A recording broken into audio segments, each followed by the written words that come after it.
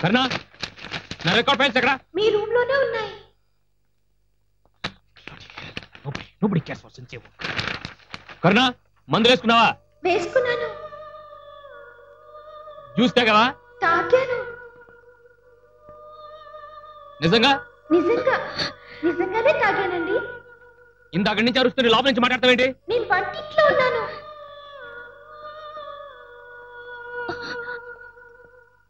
వచ్చిన దగ్గర నుంచి అడుగుతుంటే ఇక్కడికి వచ్చిన సమాధానం చెప్తావేంటి?